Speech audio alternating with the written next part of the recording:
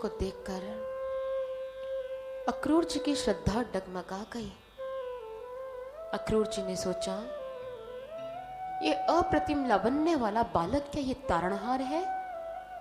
ये वो बालक है जिसकी प्रतीक्षा हम कब से करते आ रहे थे। मुझे नहीं लगता कि ये बालक यादव जाति का उद्धार कर पाएगा। सुना ही था कि वृंदावन की बालाई इसके पीछे पागल है, और आज तो मैंने आंखों से देख भी लिया।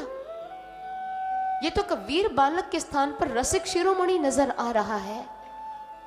अक्रूर जी के अंदर ऐसे अनेकों विचारों ने जन्म लिया। अंतर्यामी प्रभु श्री कृष्ण जानते थे कि भक्त की श्रद्धा डगमगा गई है। उन्होंने कहा, अक्रूर जी आप रथ को रोक दीजिए, हम यमुना के जल से हाथ मुख स्वच्छ करना चाहते हैं। कृष्ण जी और बलराम जी दोनों ने यमुना के जल से हाथ मुख स्वच्छ किया और पुनः रथ पर आकर बैठ गए। अक्रूर जी ने कहा कि प्रभु अगर आपकी आज्ञा हो तो क्या मैं भी यमुना जल में स्नान कर सकता हूं? प्रभु ने कहा अवश्य। अक्रूर जी ने भी यमुना के जल में स्नान किया और स्नान करते हुए अक्रूर जी ने क्या देखा? जल में देखा कि एक रथ पर दोनों भाई अध्यासीन हैं। अक्रूर जी आश्चर्यचकित हो गए। दोनों भाइयों को तो बाहर में रथ पर छोड़कर आया हूं, जल के भीतर ये रथ कैसे आया? और दोनों भाई जल के अंदर। अक्रूर जी ने जैसे पानी से बाहर आकर देखा तो दोनों भाई रथ पर ही अध्यासीन थे। अक्रूर जी ने फिर पानी में डुबकी लगाई और उन्होंने अब की बार क्या देखा? शेष जी की गोद में घनश्याम जी विराजमान है और सिद्ध, चारण, असुर, गंधर्व, किन्नर सभी प्रभु का महिमा गायन कर रहे हैं, प्रभु की स्तुति कर रहे हैं। श्रीमद् भागवत महापुराण में लिखी यह गाथा रहस्यात्मक है, लेकिन बहुत सारे तथाकथित संत इस घटना को जनमानस के सामने ज्यों का त्यों प्रस्तुत कर देते हैं। इसमें निहित आध्यात्मिक रहस्यों को वो न जानने की वजह से संगत को भी, प्रजा को भी बता नहीं पाते हैं। सत्य क्या था? अक्रूर जी को जल में दर्शन नहीं हुए थे। अक्रूर जी का यह नित्य नियम था। स्नान इत्यादि कर्म के बाद वो ध्यान साधना में बैठा करते थे। अक्रूर जी ने ध्यान की अवस्था में प्रभु श्री कृष्ण जी की इस अलौकिक लीला का दर्शन किया था। और कहते हैं कि अक्रूर जी ने जल में दर्शन किए। नहीं सज्जनों, हमारे धार्मिक ग्रंथों की रचना ध्यान की उच्च अवस्था में जाकर हुई है। ग्रंथों में निहित आध्यात्मिक रहस्यों से अवगत होना चाहते हो तो या तो ध्यान की गहराई को प्राप्त कर लो या किसी तत्ववेता संत के श्री चरणों का आश्रय प्राप्त कर लो, क्योंकि तत्ववेता संत एक ऐसे कुशल गोताखोर हैं जो धार्मिक ग्रंथ रूपी सागर की गहराई को जानते हैं, अमूल्य रत्नों से परिचित होते हैं और स्वयं जनमानस को भी उन रत्नों से परिचित करवाते हैं। अक्रूर जी ने ध्यान की अवस्था में ये सब कुछ देखा था, लेकिन जनमानस बाह्य जगत में विचरण करता है, इसलिए उस लीला को समझ नहीं पाया। उन्हें लगा सचमुच बाहर ही दर्शन हुए होंगे। ऐसा सिर्फ इस घटना के साथ नहीं, ऐसी अनेकों घटनाएं हैं जो भ्रांति का रूप धारण कर चुकी है और उन्हें हम सत्य स्वरूप मानने लग गए हैं। महात्मा बुद्ध जी के समय की बात है। महात्मा बुद्ध जी सत्संग प्रवचन कर रहे थे और सत्संग प्रवचनों के अंत में उन्होंने अपना महोपदेश दोहराया, जाओ नित्य कर्म करो। उन सत्संग सुनने वालों में बहुत सारे व्यापारी लोग थे। उन्होंने कहा हमारा नित्य कर्म व्यापार कार्य है, इसलिए वो अपने निजी क्षेत्र की ओर कूच कर गए।